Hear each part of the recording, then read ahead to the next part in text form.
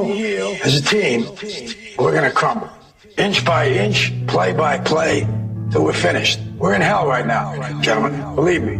And we can stay here, get the shit kicked out of us, or we can fight our way back into the light. We can climb out of hell. 1 inch at a time. You know, when you get old in life, things get taken from you. I mean, that's part of life. But you only learn that when you start losing stuff. You find out life's this game of inches. So is football. Because in either game, life or football, the margin for error is so small. I mean, 1/2 a step too late or too early, and you don't quite make it. 1/2 second too slow, too fast, you don't quite catch it. The inches we need are everywhere around us. They're in every break of the game, every minute, every second. On this team, we fight for that inch. On this team, we tear ourselves and everyone else around us to pieces for that inch. We claw our fingernails for that inch. Because we know when we add up all those inches, that's going to make the fucking difference between winning and losing.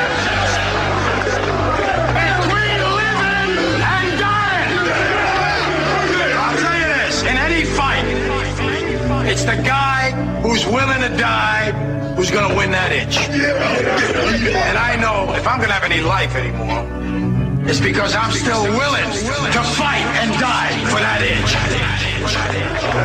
Because that's what living is. There's 6 inches in front of your face. Now I can't make you do it. You got to look at the guy next to you. Look into his eyes. Now I think you're going to see a guy who will go that inch with you. You're going to see a guy who will sacrifice himself for this team because he knows when it comes down to it, you're going to do the same for him. That's the team, gentlemen. And either we heal now as a team, or we will die as individuals. Ideas are bulletproof. Ladies and gentlemen, welcome to another live edition of Down the Rabbit Hole here on the Orion Talk Radio Network. Today is March 4th, 2012, and I have a jam-packed show for you today. Coming up, hour 2, if everything goes as planned, I will have Adam Kokesh coming on as a guest. We'll be getting into the march that they did recently in D.C., plus future plans for the Republican National Convention in Tampa coming up. I think it's in August, and we'll get into other things too. So if everything goes well, Kokesh will be here second hour. Hanging out with me first hour and possibly second hour too, as long as he wants to hang out for, is Orion Talk Radio's own Curt Williams, host of Irritate the State Radio. Curt, say hello. Hey, how you doing, Popeye? Thanks for having me. It's a pleasure. I've done a couple episodes of WTF with you, and I've been wanting to get you on my show, just to expose you to my listeners that don't know you, and which I'm sure many of them do, because I'm sure most of them listen to your show at one point or another, or have heard you on JJ show or on WTF. But I wanted to, bring you on and get your thoughts on a few things. You and I are a very much on the same page when it comes pretty much to most stuff. And there's a lot of stuff going on as of late. And I'd like to get your take on, a few of the crazier things, especially things from this week. Let's start off with the breast pump and TSA. Did you hear about this? Yes, I did. I did. Unbelievable. Yeah. Unbelievable that they made her pump her breast milk to prove that it was a breast pump. I mean, do you think that was done on purpose just to humiliate her and dehumanize her? I think it was very much a humiliation tactic, because I'm sure you remember, Popeye, there was a time where breasts or milk in baby bottles was getting dumped out in fear of not knowing what could be in that baby bottle. And from what I understand, they made her, it wasn't even something private that she could do before she went on the plane. She had to take and do this with, if I remember correctly from the article, there was mirrors surrounding her, pretty much no privacy whatsoever. It is absolutely unbelievable because, now she has to pump it out, no privacy, and show, hey, look, this is breast milk. My question, Popeye, is why couldn't she have maybe done that on the bathroom on the plane? Because it wouldn't be dehumanizing, Curt. Very true, very true. That's what am I thinking? Yeah, exactly. Where's your head at? I mean, come on. We all know what the TSA is for, right? Right. Of course, ladies and gentlemen, that's sarcasm. If I was this woman's husband, this is why I don't fly, because if this were my wife, right, one of those TSA agents, if not more, would have at least a broken nose and a broken wrist, because I wouldn't tolerate that crap. I'm sorry. Where are all the real men at? Really, where the hell did they all go? Because I know 30, 40 years ago, the guys that I looked up to growing up as a kid and the guys that I was around growing up as a kid, the adults, they wouldn't have tolerated this. No, not at all. Not at all. I find it, some of the things that I read, this being one of them, concerning TSA, because I'm sure we all remember the story about the 6-7-year-old little girl screaming and crying as, you got this complete and total stranger feeling her up for security, for our protection. It's really hard for me to put myself in that position and what I would do. I'm not really sure, man. Yeah, I know how I would react. That's why I don't fly, dude. Yeah. I just won't put myself in that position. That's the best. That's what I don't put myself in that position because I know how it's going to turn out. That's why I don't understand how these guys just. It must kill them to watch their wives get groped or harassed like this, because I wouldn't take it. I wouldn't put up with it. I don't care. You'd end up getting a phone call to bail me out because I just don't care. I wouldn't tolerate it. Somebody would be going to the damn hospital. Exactly. End of story. Yeah, I agree. Yes, and that's why, I won't fly if I have to take long trips. It's either, hopefully by personal car, but if I have to go maybe, Amtrak, which they're trying to, put that in. I just went Amtrak not too long ago, and they had the bomb sniffing dogs out there. Then I think that might be it. It's not only the dehumanization through humiliation, but also why you don't see the real men anymore, because it's demasculating as well. You're not in control. There's something bigger out there than you, badder than you, and in a sense, I know it might sound like a long shot, but in a sense, I think it's demasculating men as well. So they don't rely on their own instincts; they rely on such groping agencies as TSA. And it's time that the real men stand up and take. Of course, you're gonna probably run into some really unfortunate circumstances when you do stand up, especially if your wife or your child, as we've seen in the past, getting groped. I would feel better getting arrested for knocking one of these scumbags out. I agree. Than going home knowing that I let them touch my wife or my kid. There is no way in hell. I would sleep better at night in a jail cell on a cold floor. I'm a real man, and this is one thing that gets my ire up. I mean, what is wrong with the guys of this country, dude? For real. You know what I mean? I think we need to have a refresher course on being a man and having a set of balls.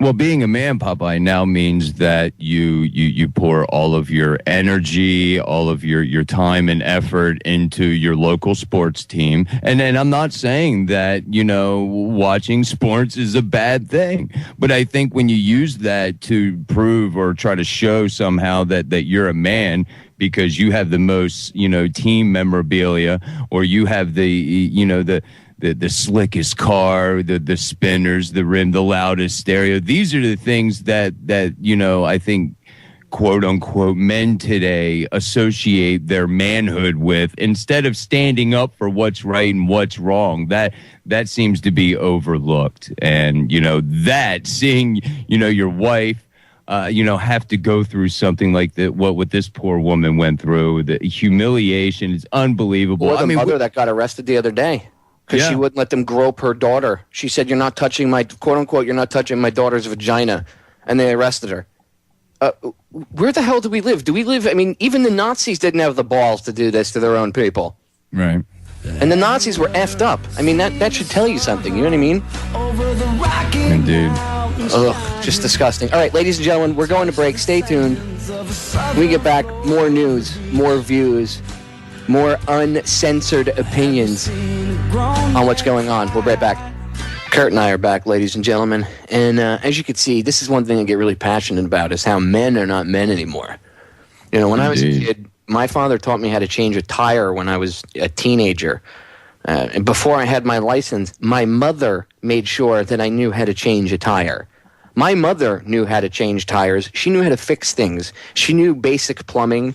She actually used to go over to Home Depot and buy the books and teach herself stuff. Now, my mother wasn't Bob Vila, but she did a pretty good job of teaching herself.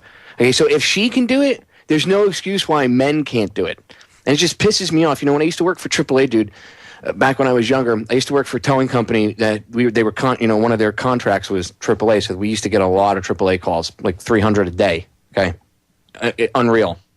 And most of it, I would say 50% were tows, and the other 50% was stupid stuff that people should know how to do by themselves, and they shouldn't require a tow truck. Now, if you don't have a jack or something in your car, I can understand that. If your tire, if your spare or something is missing because you bought a used car, and honestly, that isn't really an excuse, because if you buy a used car and it doesn't have a spare, what you should do is go to a junkyard and find, get a spare tire that fits your car from a junkyard. You can get it for like $20. Make sure there's a jack and everything. There's no excuse to not do it. You know, when people are like, well, I was busy. Well, yeah, that's not an excuse. There's no reason for it. This is basic stuff that is supposed to be taught. And again, when I was a kid, we had auto shop, metal shop, and wood shop in high school and middle school. That's all gone. Same here. All gone. I had the same thing. All of it is gone. I mean, there is no more teaching kids how to do stuff anymore. It's teaching them to pass these stupid BS standardized tests. Mm-hmm. And then when these kids come out, who do they look up to nowadays, too, when they come out of high school? They look up to guys like Robert Pattinson, the guy that plays one of the vampires in that stupid Twilight series movie. He's supposed to be the male role model now. Some wafy, very dainty-like guy that's very, wears ass-tight jeans and is very, quote-unquote, metrosexual. Look, any man that takes more time to get ready in the bathroom than the woman, something wrong. You need to check yourself. For real. Okay? For real. It should take you like 15 minutes to get your stuff together. End of story. No excuse for that. I understand you want to look pretty and stuff, but if it takes you longer to get ready than a woman, unacceptable, at least in my eyes.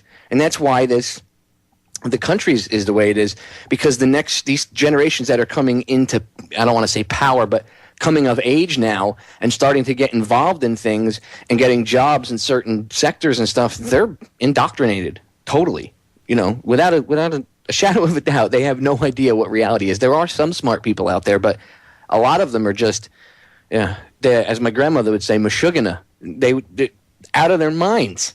For real, these people have no concept of reality. The only thing they know is what they've seen on MTV. It's just very surreal when you talk to the younger generations. They have I mean, there are smart kids, but there's also a large contingent of people that you can tell, they've been indoctrinated. And these are the ones that buy into the fluoride is good for you. The TSA should touch my titties. It's fine. Well, too, Popeye, there seems to be, this lack of face-to-face communication now with the rise of, technology. And I see it, unfortunately, with my own kids. Have 4 kids. My oldest daughter does have a cell phone, and I will see these little gadgets being used to avoid face-to-face, even hearing the other person's voice on the other line. That's becoming extinct. So I couldn't help but sitting here, I was thinking, maybe this is why we see men not being men. Maybe if we could just text the TSA agent some angry text or something, I mean, we're using these things and kids are growing up. This younger generation, as you said, there are some very bright, intelligent young adults out there. I've met quite a few of them, and but there are, I think, more than not, those that don't even know how to speak to one another. They're lacking these social skills that I think are being gobbled up by text messaging and things of that sort. When I was younger, as you and maybe quite a few of your listeners, there wasn't cell phones. I mean, in the early 80s, you seen them in the movies, the big things, man. They were like 1.5 feet long. They were huge. That was like the beginning. There wasn't all of this, so many different ways to, communicate. And I seen it, looking back in retrospect, I see it, how it just slowly diminished the ability of people to even confront another human being on any kind of maybe a discretion, or anything. It's really quite sad. And they're being conditioned. Yes. From birth now. I mean, it's been going on since long before I was a child, but it's really hardcore, 100% in play since around the 80s. I remember when it was like we were the last generation, my class, that didn't have to take the start of the standardized tests. Now they're even worse. Yeah. But they started that stuff back in the 90s. And my class was the last class that didn't have to do it. The following year, all these other classes had to deal with this. And these teachers I remember the teachers were freaking out back then. Now, I know, within the following 5 years of me graduating, I know a lot of the teachers that, taught me retired.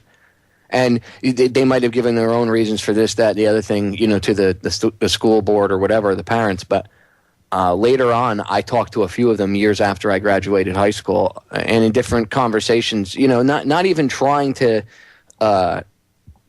get this information. It just came out in random conversations because I would bump into them somewhere and we'd be chatting for 20 minutes or whatever.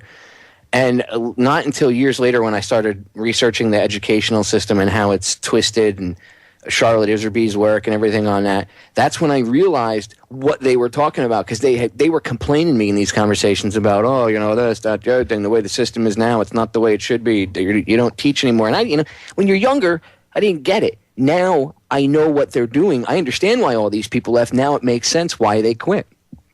And all the good teachers are quitting. Mm-hmm. My mother-in-law's friend, been teaching 30 years. She's retiring this year because she says there's no point because the kids that they're churning out are so stupid, it's unbelievable. She says they're dumber. They're churning out kids dumber and dumber every year.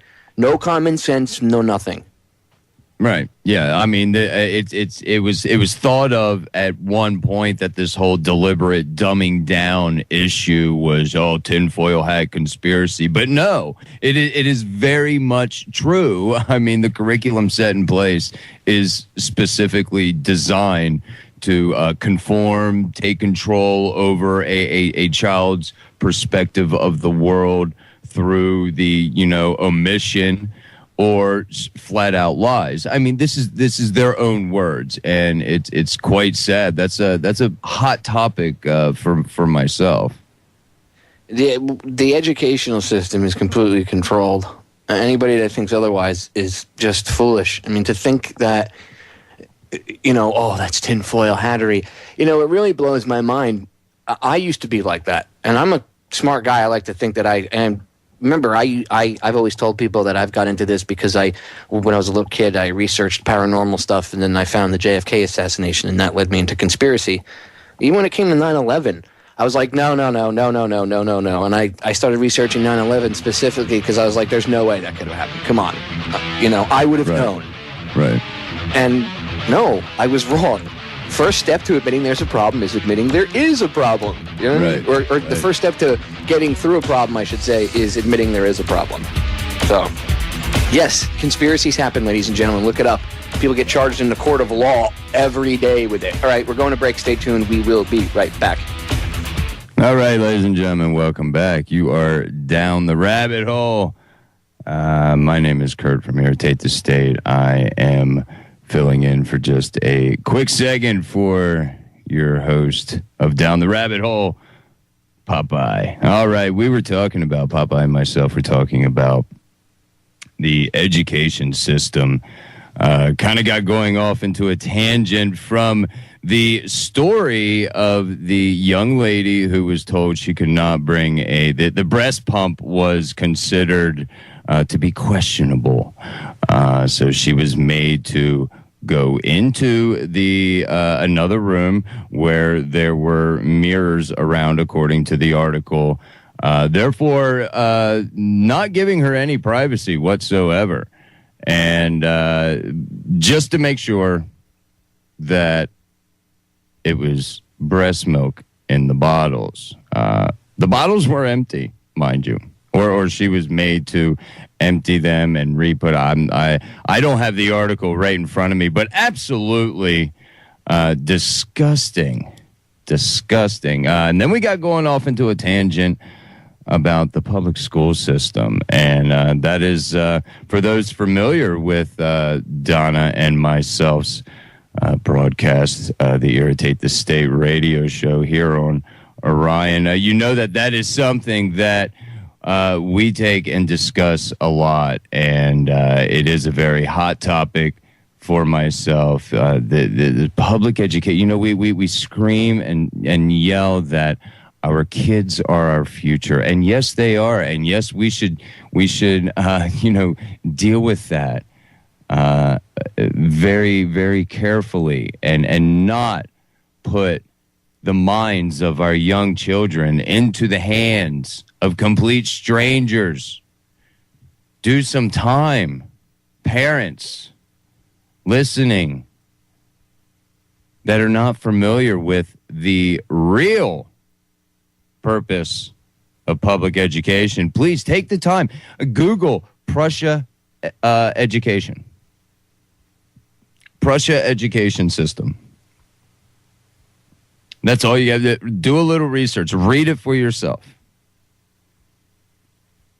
And you will see the real purpose behind mandatory. That's another thing. Mandatory. If I was to walk up to one of you and say, and or one of my friends and say, okay, look, you have to take what's in this bag, what's in this paper bag. You have to take it. It's mandatory. If you don't take what's in this bag, you're going to jail.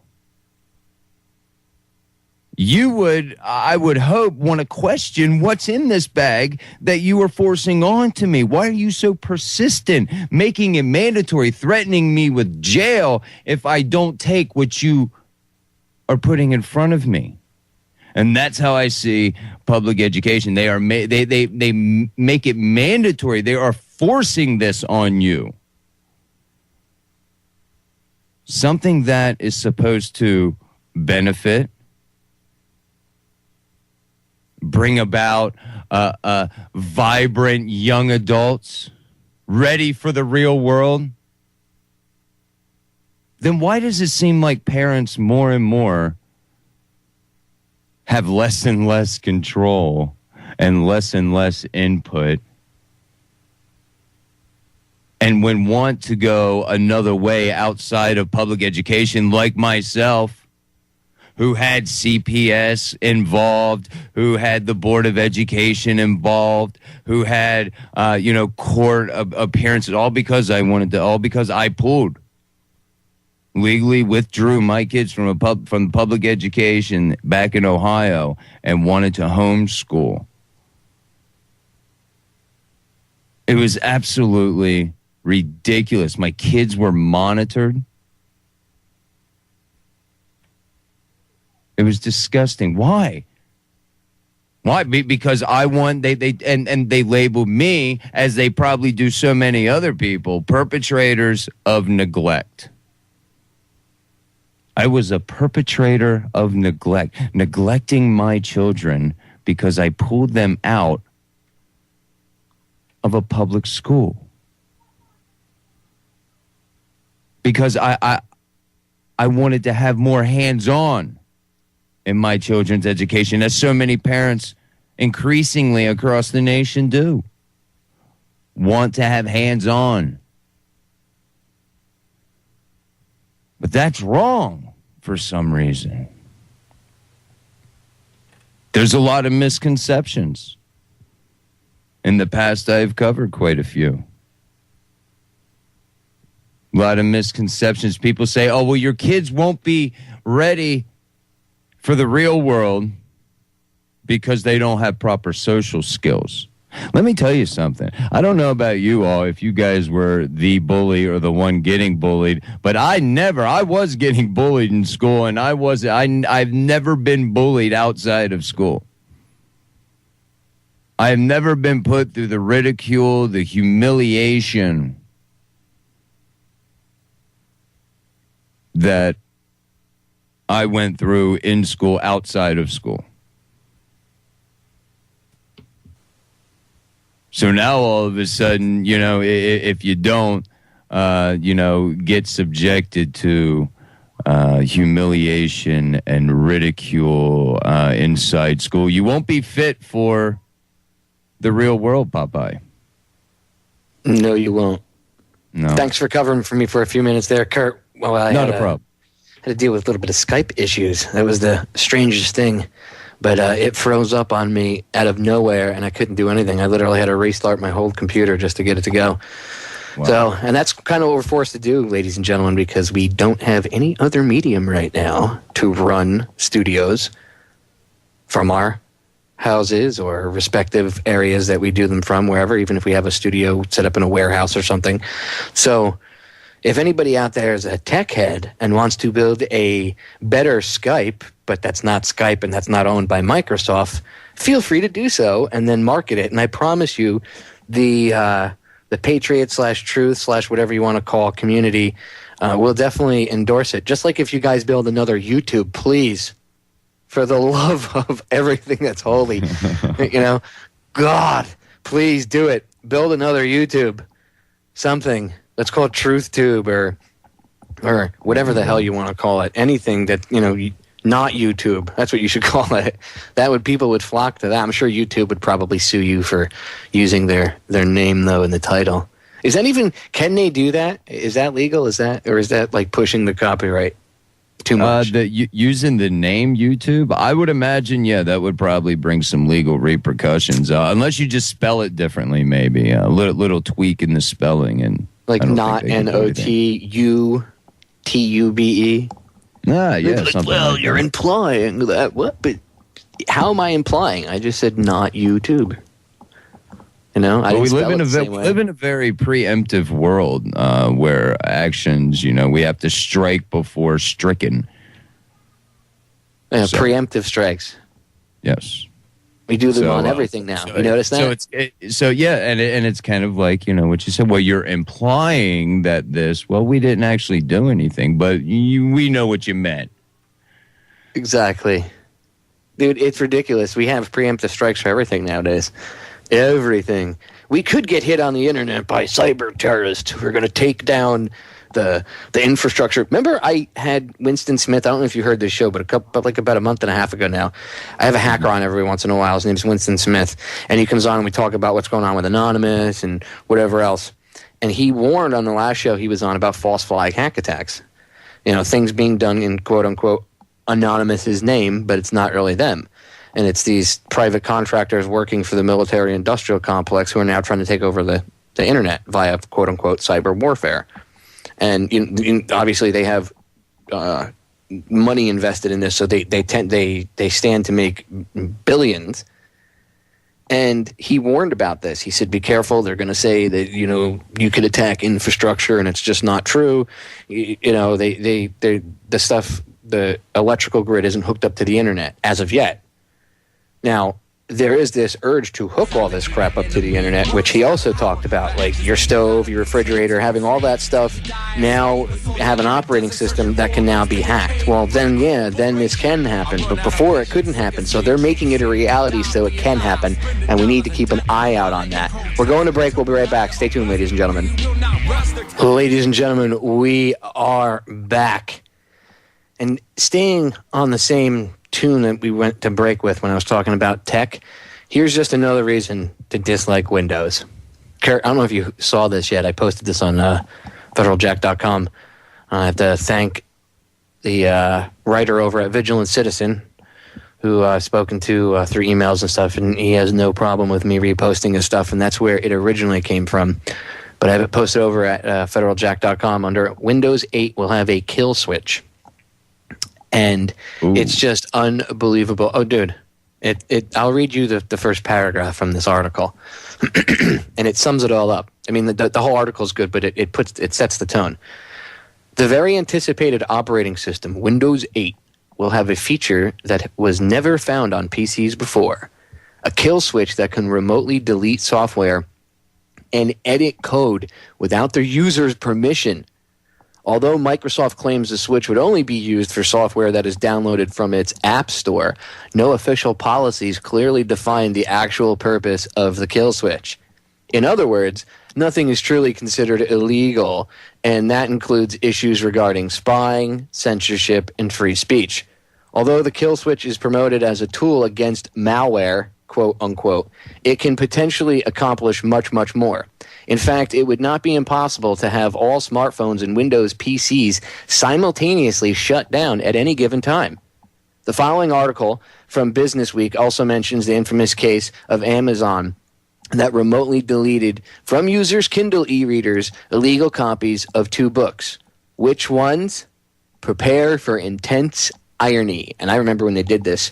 George Orwell's 1984 and Animal Farm.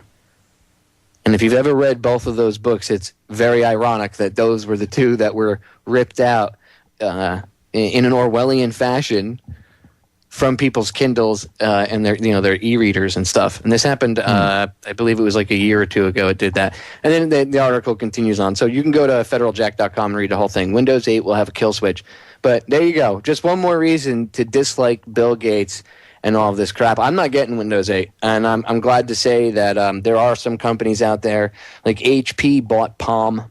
They bought the Palm's operating system. So HP, a couple months back, told Windows to pretty much they're going to use their own operating system. So at least I know HP is, I know that they're connected to this whole New World Order system, but most things are. And if you have to get a computer, I mean, you could build your own with pieces if you want to.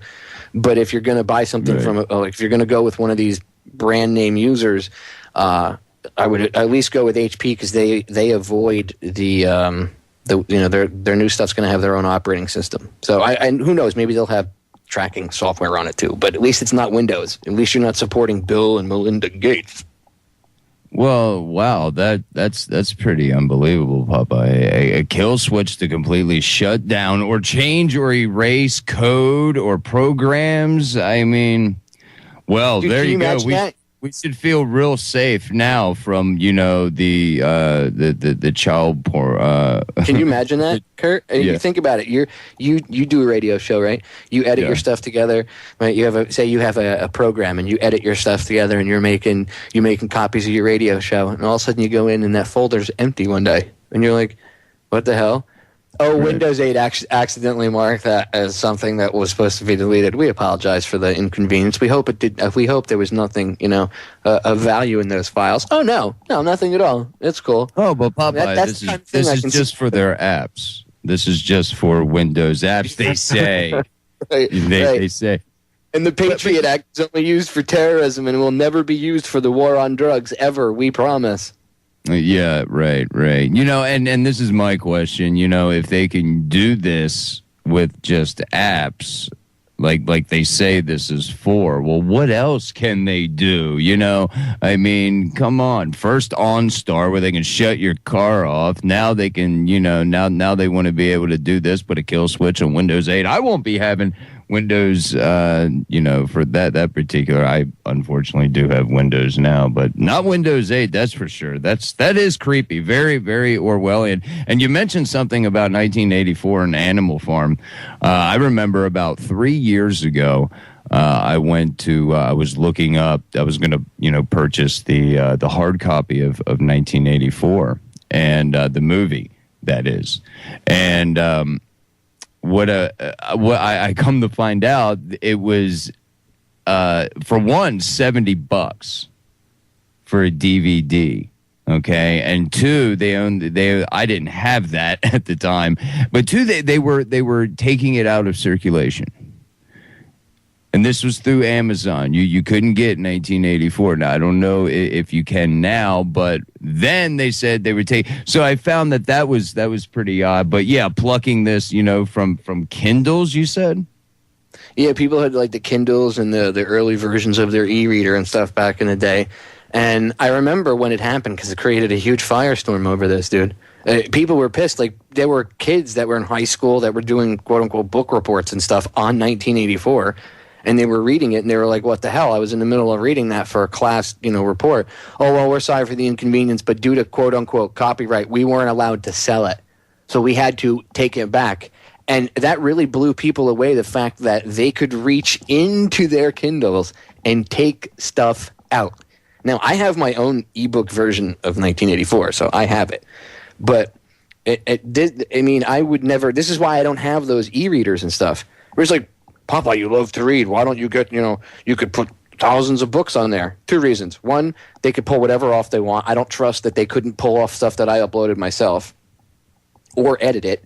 Two, I don't trust those things at all when it comes to storing information.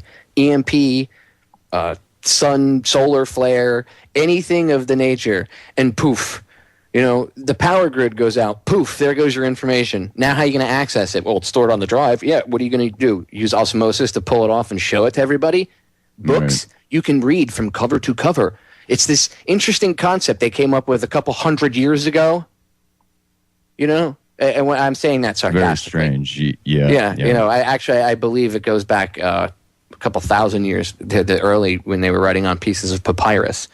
You're so old school, Popeye. I know. I'm old fashioned because I like to read books. I know. I'm a bad guy because I read books, Curt. It's amazing how uneducated people are. Do you ever see the videos where people are confronted? There was one guy, the videos on YouTube, and the cop's like, "You're one of those people that reads books too much," or something to that effect.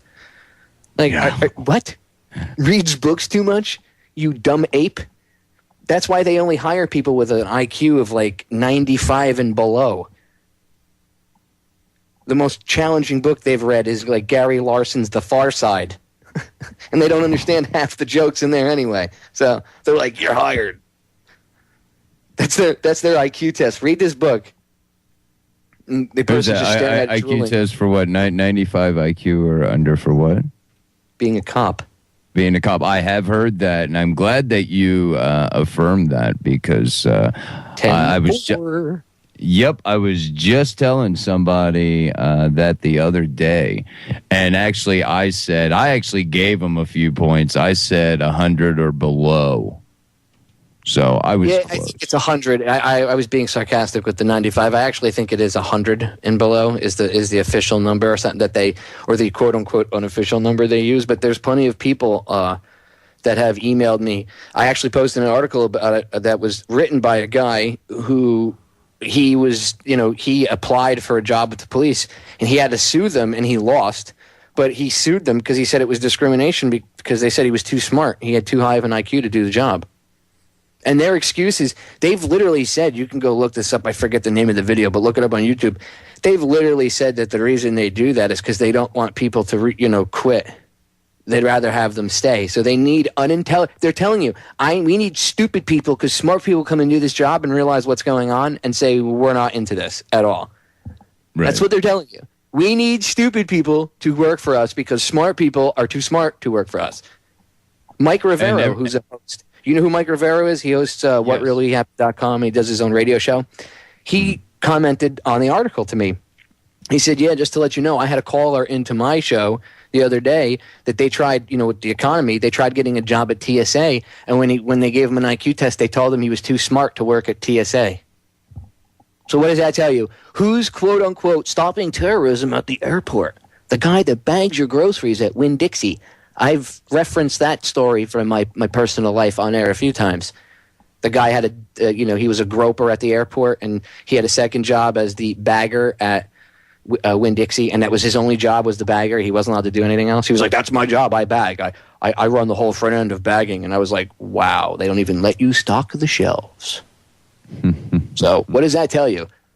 That's the guy that they're allowing to touch your wife's breasts. Again, I would put somebody in the hospital. There's no way I would let some inbred moron like that put hands on my wife any day of the week. So if you're letting him do it to your daughter and your wife, I'm sorry. I'm not saying you should go out and there should be a rash beating of any of these people, but there's got to be some sort of public outcry to really get rid of them. Out. Get them out.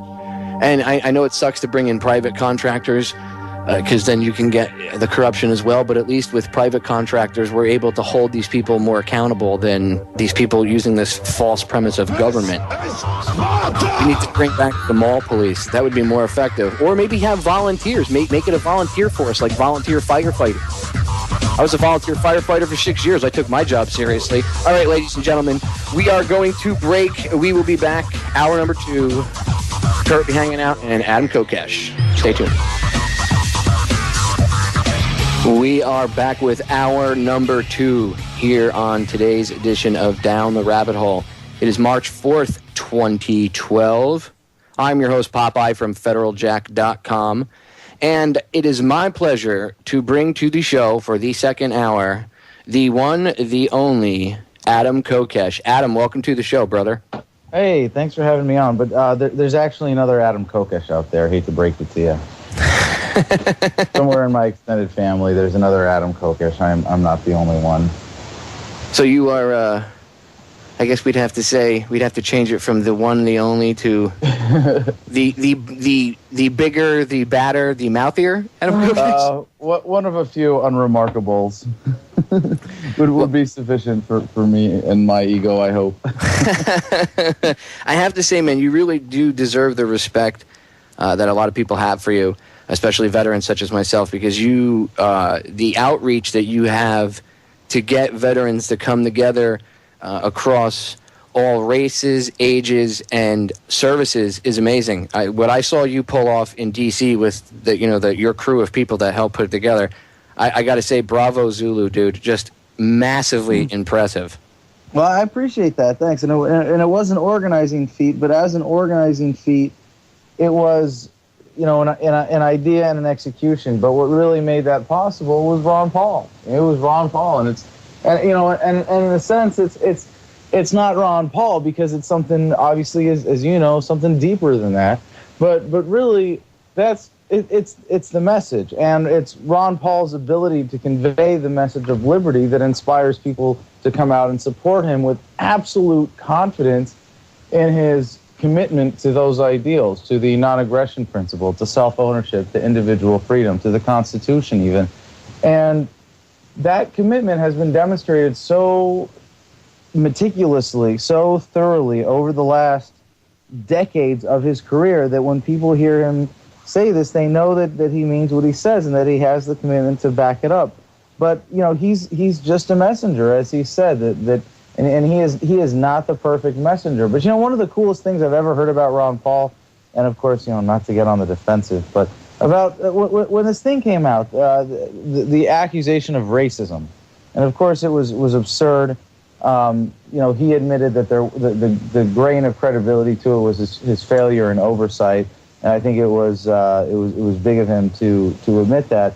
But the coolest thing I ever heard coming out of that whole fiasco, that whole attempted smear campaign by the media, was from a black person online, because that was, the racism was supposedly anti-African American, and it was from a black guy on YouTube saying, "I don't care if he is personally racist. I have such commitment and confidence in him, and such confidence in his commitment to his ideals, that even if he personally hated me, even if he hated me for everything I did and for the color of my skin, it wouldn't matter, because if I'm not violating the rights of anybody else, I have absolute confidence that he is going to respect my rights as an individual human being, not as a member of any class or race or group of people." And that's the power of Ron as a messenger, and the power of the message to bring people together, is that it really transcends those things. And the thing that Ron said about it is that it transcends race, because the message is about not grouping people together as members of a class or members of a race, but rather recognizing the inherent dignity of every single human being, and that really sets it apart. And that's what made the march possible. So that's why people came together. But we're going to make that one look like a warm-up when we march on Tampa. Yeah, so what are your plans for Tampa? You guys pretty much plan on doing the same thing, holding the same type of ceremony, letting the politicians, the bloodsuckers inside, know who the troops really support, and it's none of them? Well, I'll give you guys the exclusive sneak peek here, because we are going to be launching this as a coordinated promotional effort in the next few days here. So we're really looking forward to that. So please stay tuned. There will be a website going up at ronpaulisthechoiceofthetroops.com. There's nothing there now. We're going to have the major call to action going out in the next couple of days. So we're really excited about that. But what we're going to be doing is creating a FOB, a forward operating base for Veterans for Ron Paul, outside the convention, hopefully close by, walking distance at least. And we plan on being there with a positive message as Veterans for Ron Paul, lobbying. We're asking veterans to come down for the entire duration of the convention, to be present with signs. I'm thinking our best slogan is going to be another veteran for Ron Paul, because we want to have the convention surrounded. We want to be able to have our presence known and make it clear that Ron Paul is the choice of the troops. And we want to do this in a non-confrontational way. We just want to be a swarm of individuals who are veterans, who believe in this message, who will distribute material, who will hold signs, and politely as possible lobby the delegates at the convention. And this is what's going to be so essential to getting Ron Paul elected, because, as you know, when delegates go to the convention, they're bound in most cases by their state convention results or their state caucus or state primary results to vote a certain way, but only in the first round of voting. And if there's not a decisive nominee after the first round of voting, then you have a brokered convention. Well, it's such a bad establishment perspective term for it, the very term brokered convention. And in a sense, yes, it's the real power brokers and powers that be within the party that are in charge at that point and can kind of manipulate the process to their will if they want. But really what happens is the delegates become unbound and allowed to vote their conscience and vote whoever they want. And so that, or rather, what they would think of as for the good of the party, at least that's the idea, that if the nominating process from state by state doesn't result in a clear nominee after the first round of voting, then the delegates are supposed to take the initiative in the second round of voting and come together and choose one. And so by part of the campaign's official strategy is to have as many of our people in position so that when the delegates become unbound, they go, oh, well, guess what? We're not negotiating. We're voting for Ron Paul. We're not going to play games. We're not going to, be bought off or anything. We want to vote for Ron Paul. And according to the campaign, they're still second in the delegate count, and it seems highly unlikely. I don't want to, it's still a mathematical possibility, but it's given the polling, a near statistical impossibility that Ron Paul will have the delegates in place to clinch it, so to speak, to win the first round of voting. The good news about that is that it's such a split convention, neither will any of the other candidates. And this is why having this effort there is going to be so crucial, because we are also going to be marching in formation on Monday, the first day of the convention. We will be marching to the convention center for a demonstration of our support in a polite, non-disruptive way. We're gonna do a formation march. We're gonna be loud. We're gonna have our voices heard. We're gonna make our presence known, and that's as much for the media as anybody else. But we're gonna get, we're gonna make sure that everybody knows we're there. We're gonna make sure that no one can deny this, and everyone has to consider when they go to that second round of voting. Everyone will know that Ron Paul is the choice of the troops, and if they want to vote for any candidate who doesn't happen to have more campaign contributions from active duty troops than all other candidates combined, then they're going to have to do it in front of the whole world, and they're going to have to do it right in our faces and show the world that they don't actually support the troops, that they don't even want to listen to the veterans. So that's our strategy. That's our plan. There's a lot of other moving parts to that, as you can imagine, that are coming together right now.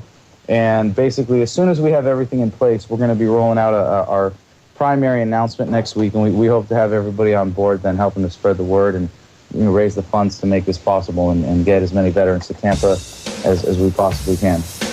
Well, I'm going to do my best to, as soon as you guys get your website up, let me know. See if your web guys can do some banners and stuff. And not only will I put them up on my website, Federal Jack, but I'll make sure absolutely everybody else puts them up. And we'll spread the word, brother. We'll get it out, and we'll have as many vets down there to show them that we're serious and this is not a joke. All right, ladies and gentlemen, we're going to get cut off by the break. We'll be back in 3 minutes. Stay tuned. More with Adam Kokesh. We are back, ladies and gentlemen. And I'm hanging out with Adam Kokesh. And I got to tell you something. You know, I've talked to him off air, and there's conversations I've had with him you guys aren't privy to. But I have to tell you, and I've already told him this off air, he's the real deal. He's not.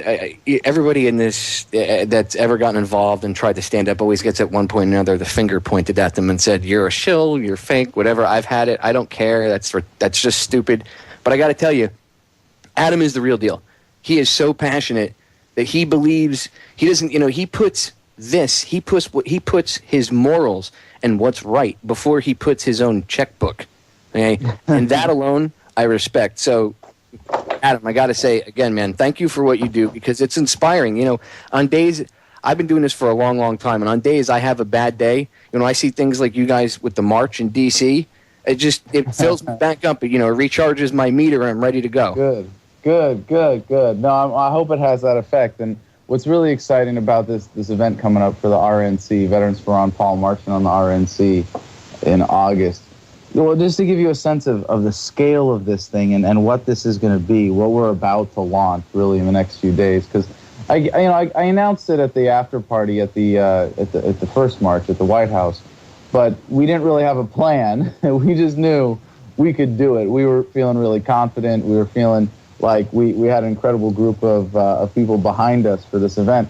But the first event, the March on the White House, we had 320 veterans and active duty troops, and my guess was that about a fifth of the formation was active duty, and that's conservative. I talked to my squad leaders, who were the ones that actually went down every squad and verified everybody's proof of service in that formation, and they're saying closer to 25%, I think. But 20% is still a good conservative guess, that there were that many that were active duty troops in our formation, which is really saying something, because that means that, I mean, even if you want to do the exact math there and say, well, okay, 20%, even being generous, of 320, that's only what, 64 veteran or 64 active duty guys. That's a lot. That's to say that they're going to go to the White House and turn their back on the president. That's more than enough to kick off a mutiny. And we accomplished that, myself and Nathan Cox, pretty much. I mean, we're the ones that at least kicked it off. You know, I had this vision, and so I took it to my co-founder first of Veterans for Ron Paul 2012, the Facebook page, and floated it around some places online and sort of honed the idea, and then formally announced it at the party at Jillian's Billiards in New Hampshire on debate night, the boots on the ground party up there. And in a month and a half, we had a lot of people jump in. And I don't mean to, really every one of those 320 that were in the formation are the ones that deserve the credit for making it the event that it was. And by the way, there were some active duty guys there that stayed out of the formation. There were a couple of squads from Fort Meade that decided to come down and say, well, we're going to observe this particular interpretation of the regulations, and we're going to be here as observers in civilian attire. And so they played it safe that way. But basically, starting with two guys, in a month and a half, we raised a brigade or a battalion of veterans and soldiers to turn their backs on Obama in repudiation of his foreign policy, because they were brought together by their support for Ron Paul. Now we have 6 months, and we have a much more compelling mission. We are not sending a message. We are not trying to make a point. We are going to the RNC to accomplish a mission, and that mission is to ensure that Ron Paul is the next commander-in-chief of our armed forces. And this may be the last time that anybody on this earth gets to march for Ron Paul. This may be the last time in his career. If we don't do this, this may be the last chance we ever get to support this man who has done more for the message of freedom than in his lifetime than anybody I think will ever hope to in human history. Because I think after Ron Paul, I think with what Ron Paul has done, the cascade effect will have started. The ideas are too compelling. As he has said, the message of liberty is an idea whose time has come that cannot be stopped by any army. And it's really just a matter of time at this point. The cat's out of the bag. As bad as things may get with government and society in the next 10, 20 years, we have turned that corner philosophically. We have figured this one out. Liberty is the only moral way to have society organized. And it's happening and it's coming. But we can do this the easy way or the hard way. We can elect someone like Ron Paul who can see it coming, who can ease us out of it, who can manage that transition, who can properly dismantle government in a way that doesn't hurt people. Or we can watch the thing collapse and see social upheaval, and we can see people get fooled into supporting new schemes of government and new foolish mechanisms of exploitation that we see in government, like the Federal Reserve System is the one prime example. And people will fall for it if the message isn't out there, if we haven't built that consensus, if we haven't taken advantage of this opportunity to promote Ron Paul. And I hate to make it about one person, because it's not. But what he has created in himself and in his candidacy is an opportunity that has never existed before in human history and will never exist again.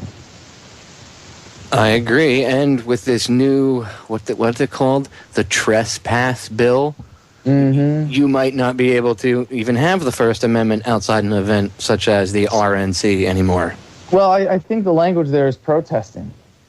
And yeah, it's a true. good thing we're not protesting. We are not protesting. We are not causing disruption. We are making a public demonstration of a positive sentiment that we, the troops, support Ron Paul. And, of course, I don't speak for the troops.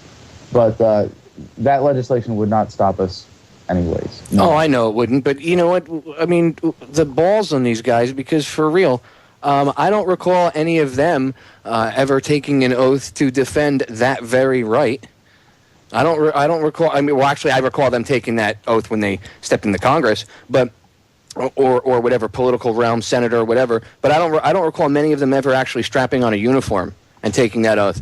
But they're willing to just hand it away, and it pisses me off because I know a lot of people died defending that oath. And even if they were used, they died because in their minds, a lot of them were defending that oath. They took that oath seriously.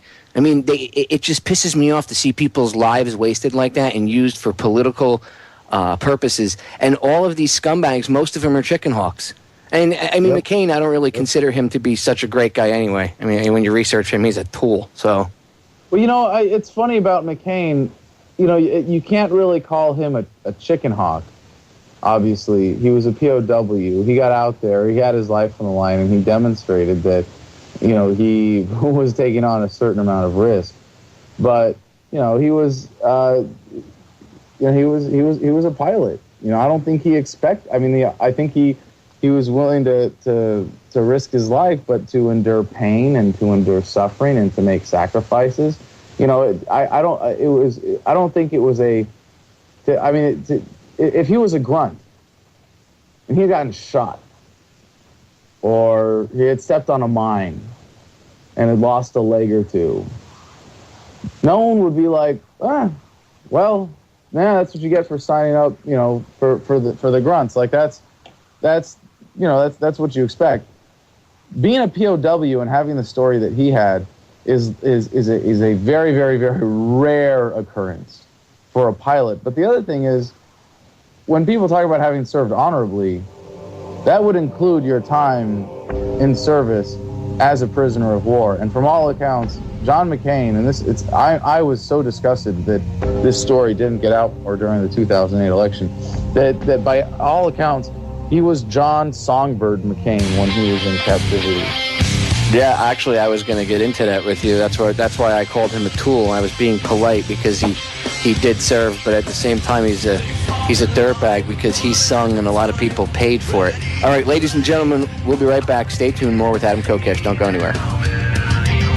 Ladies and gentlemen, we are back.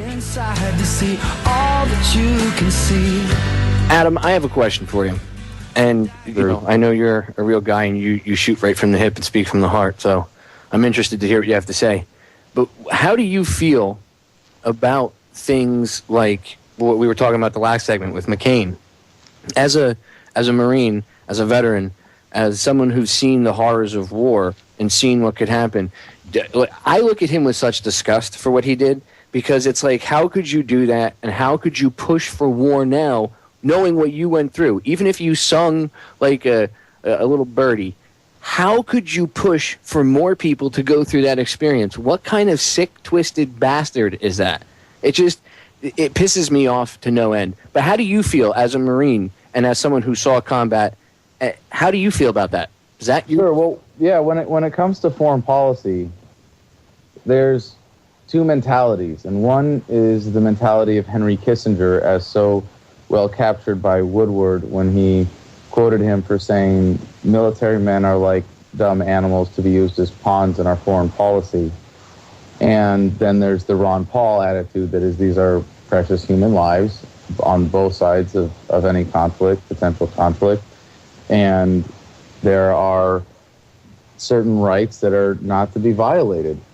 But really, the intellectual arrogance of that position of Henry Kissinger to say that military men are like dumb animals to be used as pawns in our foreign policy is no different than the mentality of statism itself. The idea that someone can be a master planner, and if you're the smart one, then it's you.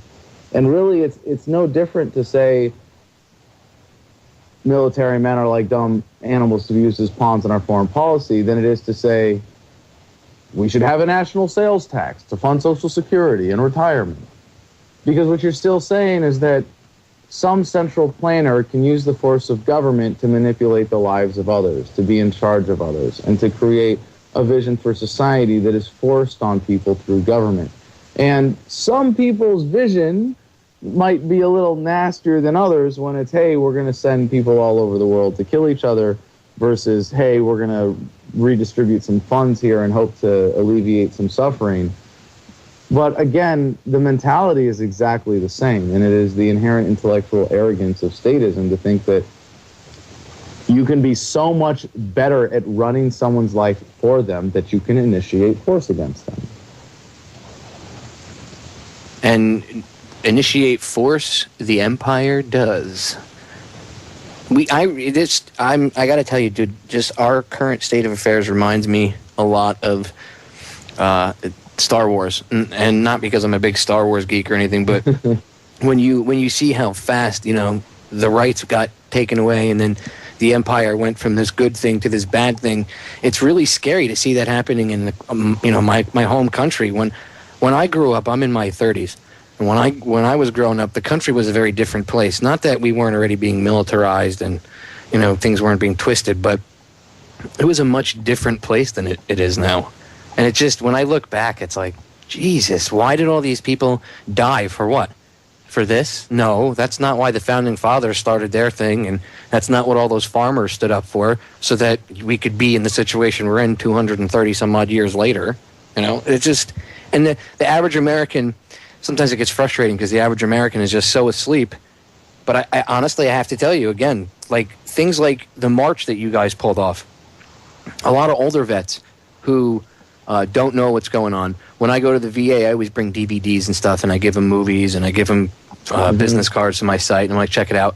But I was able to rip the videos of the march, and I put it on my phone, and I went down there. I sat with a bunch of old Vietnam vets that they're pretty much on the fence about a few things. I showed them the march, and there was not a dry eye amongst them. And they were all, after that, they were all like, we understand. Like they just understood at a base level what was going on and why you guys were doing what you did, and it was so powerful, man. So again, that's how we're going to win this. That's how we're going to get past this and educate people by doing things like that. Because that woke up a bunch of guys. Go ahead. Can I ask, before I forget, then can I ask you to do me a small favor with that? Sure. Because I'm just tickled that we created something not just to make a point, but that, according to your experience, has made a uniquely effective outreach tool. And that's more satisfying to me than making the point. And if you could just write that up on the forums, on my website for me, and share that on the record with people in a way that they could see it and say, well, maybe I can do some version of that. Maybe I can take that footage and show it to somebody, and it's funny, it's a lot of fathers, a lot of old dads that for whom this event was the thing. And that's what's really interesting, is that it was the majority, not by a lot, but I think a slim majority, maybe it was around 50% of the veterans there were Global War on Terror era veterans. They were mostly under 30. It seemed like it was mostly a lot of young dudes. And we have to grab the attention of those of the Vietnam generation in particular, but of all the older generations of veterans, and say, look, no, this is still an exploitive scam. And that funny feeling you got when you came home and you started putting the pieces together, even though you didn't finish the puzzle, you should have, because if you kept going, you would have figured out what we have figured out, that these wars are wars of exploitation, and that they're wars for profit, and that what Ron Paul is suggesting as a way to determine when and how we should go to war is the way to prevent this. And I think you're right, when they see that and they feel it, and they feel it as you feel it viscerally when you see hundreds of veterans chanting President Paul and End the Fed, yeah, it's hard to not have an impact. I honestly, the strongest thing that not only the President Paul set them up, but the thing that sent them over the edge was as soon as it only took one person saying "End the Fed," and the whole formation started saying. I actually played the audio on air, and that was one of the most powerful parts of the whole march, because it was everybody chanting "End the Fed," and it was echoing off the buildings as you guys were marching. Yeah, no, and that was really cool. We were struggling to keep people in step because we had such a large formation, and it was like two different soundscapes, and we didn't have it. The cops were giving us a hassle where we wanted to step off, so we had to form up on the sidewalk, like in this really, really cramped up space, and then get into a formation on the fly. And everybody did it. Everybody remembered enough drill to do that, and it was really cool. But we couldn't get unified really with the cadence until after we stopped at the White House and stepped off. And for a while with the megaphone, I was calling President Paul. And then from the back of the formation, you're right, it was "End the Fed." And it was when, normally it's "End the Fed, end the Fed." Well, we did it in a marching cadence, just slightly different rhythm. And it was "End the Fed, end the Fed." And it kept everybody in step for the next part of the march. It was really powerful. But you're right that there was something about that when you see, why are veterans chanting "End the Fed"? What the hell is going on here? But if you get it, even in the slightest, and the statement is, because we've been to war, we get the financial exploitation, you go, holy crap. That's what really is behind all modern major war, isn't it? And it just, you wake up to that. You can't go back to sleep. I agree. Once you wake up, you can't turn your head and go, well, I'll just look the other way. I couldn't. And I was a volunteer firefighter in New Jersey on that day. And I have my own, it took me a while to even look at 9/11 because I had survivor's guilt for well over a year. And that's something that's really hard to get through. And once I was able to look at 9/11 with a fresh set of eyes, because there was always a few things I thought were hinky. And I started looking at it, and my jaw hit the floor. And the more I questioned, and the more I tried to prove people like I am, like myself or you that say, hey, look, 9/11's a little shady, you need to look at it. I was trying to prove people like us wrong. So I was like, no, you guys are crazy. Look, I know they wouldn't have done that. And then the more I looked into it, the more I was proven wrong. And then I was like, well, okay. But you have to make that step where you accept it. You know what I mean? That's the big, I always say all the time, the only way we're going to get past anything is to accept that we have a problem. First step to getting over the Iraq war and not having a war with Iran is to admit that we were wrong in the first place with Iraq, and then we can go from there. But until we admit that we were wrong, we're not going to be able to get there. All right, ladies and gentlemen, stay tuned. We're going to get cut off by the break. Final segment with Adam coming up. Stay tuned. You don't want to miss it. We are back, ladies and gentlemen, with the final segment of today's episode of Down the Rabbit Hole. I have to tell you, 2 hours flies by real fast. And when you have a guest on like Adam, even an hour just woof, goes right by. You blink. I just can't shut up sometimes. Yeah, dude, I that's why I like having people like you on, because when you come on my show, the way I run my show is a little different than other hosts. Other hosts like to kind of, be the big man in the room. If I bring someone on, it's because I want you to talk to my listeners. So I have no problem shutting up and, giving the guest the floor. In fact, I'm going to do so with the final segment here. First, Adam's going to give you guys a story he wanted to recite. Good. And then we're going to get into some future stuff. So, Adam, the floor is yours, my brother. Sure, I've got a story that, at least according to the interwebs, has never been told like this before, because we've heard the story of Nobuo Fujita, and we've heard the story of Richard Kelly, but never in proper context together. And during the Battle of Iwo Jima, Richard Kelly was there with the soldiers charging to the mountaintop, and he saw a lot of his buddies die in that battle. But a couple years later, a warrant flying officer of the Imperial Japanese Navy, Nobuo Fujita, flew a float plane from a long-range submarine aircraft carrier over Brookings, Oregon. This is the only air assault on the American mainland ever in our history.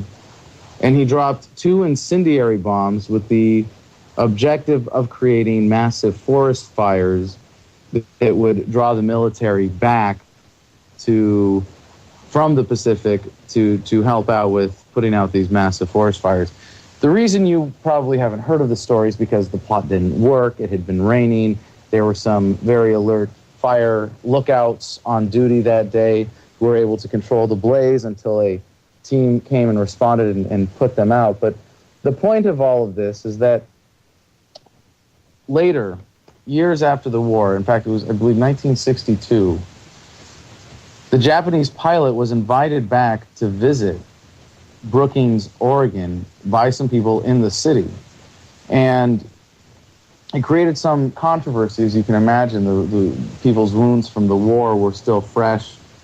People still remembered very, very directly. The participants in World War II were all still around, as opposed to today when most of them have passed. And in 1962, he came, and the Japanese government was assured that he wouldn't be tried as a war criminal first, that he was there as a guest. And he brought his 400-year-old family samurai sword. And imagine that. There aren't a lot of families in America that have heirlooms that go back 400 years. And the samurai sword is probably the most prized possession of a family when you've had one for 400 years. And what we didn't find out until after the story, and of course there was some controversy, but he was greeted by the people there. He was welcomed, and he had a chance to express his regret for what he did. This was the annual Azalea Festival, and they made him the local hero. They made him the guest of honor. And what we found out later was that if they had not accepted his sword, if they had not welcomed and accepted his apologies, he was prepared to ceremoniously disembowel himself in the Japanese samurai tradition of harakiri. And he didn't, fortunately. He became an ambassador to Brookings, and he he said that it was a measure of his regret and an apology for what he was doing during the war. And it's, if you boil it down, it's like, hey, sorry I did try to kill everybody around here, a couple decades ago. My bad. But he came with such regret that if he had not been invited back, if he had not been received, if he had not received that reception, that apology, that welcoming, he would have rather killed himself than face that the consequences of his actions and face the guilt of those who survived his attack. But at the same time, there was an outcry. But one of the people who missed it was Richard Kelly, and he missed it until he moved to Brookings decades later. And he'd never written a complaint letter in his entire life until he wrote one to the Brookings Public Library, where they kept the sword in a display case. And he was outraged. And he wrote a letter. And he said his wife said, "What are you making a big fuss about?" But by the time I finished typing the letter of complaint for him, she was in tears because she understood. As he said, "I fought too long and too hard for the United States of America to see an enemy attacker being glorified with public money." He said when he was on Iwo Jima with the Marines, it was a bloodbath. And 60 years later, he still can't bring himself to take the shrink wrap off the movie, The Sands of Iwo Jima. But what he made, or what he realized eventually, was that he had been living with survivor's guilt from Iwo Jima for the past 60 years. And it wasn't any angst towards this samurai sword or the glorification of some Japanese pilot who had powerfully come to acknowledge his regret for what he had done and what he had been a part of. And once he got over that survivor's guilt, as he said, quote, "I started looking at the sword situation down there, and I realized that it's ancient history." And now he's a volunteer at that public library and is responsible for the maintenance of the display case with the samurai sword. And the reason I say all of this, the point of all of this, is that we're about to go to war with Iran. And in 100 years from then, heck, 50 years from the end of that war, as the old men who were veterans of that combat are dying, if they are so lucky as these two gentlemen are, or were, to come to their peace before they died, they will be able to look back the same way that these two did and see the futility of war and see the silliness of it and the ridiculousness of it. And I can't imagine that in this day and age, in freaking 2012, in the age of the internet, when we have this historical perspective and we can share little stories like this, that war isn't completely obsolete should be a massive freaking embarrassment to every human being on this planet. It is obscene. It is absurd. The fact that we still fall for this crap from governments every single time. We allow them to whip us up into a frenzy and go kill people on the other side of the planet without remorse. It is the greatest destructive force that humanity has ever known. The systematic destruction of human lives by machinery. War is nothing more than that. To think that we can't see this historical perspective now and say, not again, not ever again, none of this bull crap, I don't think so. We're not going to go through this. We can be friends without having to have the war first. It's like I was saying about Iraq, dude. People have to accept that we were wrong. And there's so many people out there that they just don't want to accept that. We can't have been wrong. It couldn't. That means all those kids, they died in vain. Yeah. Why do you think we're all so agitated about it? You think any of us are happy? No. Why do you think we're all pissed? That should piss everybody off. The amount of human life that's been wasted on both sides is disgusting. And it's for what? None of us have benefited. The only people that have benefited are these elite few that own the companies like Halliburton. And it's disgusting how many troops died protecting empty trucks that they would just end up blowing up because they got a flat tire. But you lost 4 guys defending that truck before it got the flat tire. And then they just blow it up because, hey, it got a flat. So why did those 4 guys have to die? That's the kind of thing that pisses me off. Adam, we're almost out of time, so go ahead and plug the upcoming events and everything that you want to plug. You got about a minute and a half. Go ahead. Yeah, no, I appreciate that. Well, stay tuned. Next week, we're going to be launching a website at ronpaulisthechoiceofthetroops.com, as well as a Facebook event page for the action on the RNC. And I really almost shouldn't be talking about this before all this stuff is up so that people can go and promote it. But please check out adamversustheman.com. You'll get plugged in by following what's going on there. There's some links up there that are important about getting to the Facebook page for Veterans for Ron Paul 2012. That's the main hub right now. Soon there will be an event page for the Veterans for Ron Paul action on the RNC. And when we get that up, we're going to need all the help we can sharing it. I'm looking to start a podcast myself as part of my production operation here. For your guests that don't know, I am one of the proud few who get to say I make YouTube videos for a living, and I really appreciate the support of everybody who makes that possible by donating to support my channel, adamversustheman.com/invest. And like I said, I'm going to be expanding to a podcast here shortly. We're looking tentatively at a launch date of Monday. I think it's the 19th. So stay tuned for that. Really looking forward to getting back into that and covering a broader range of topics every day. So again, adamversustheman.com. Get ready for the announcement for the Veterans for Ron Paul March on the RNC. It's going to be epic. Thank you for all listening.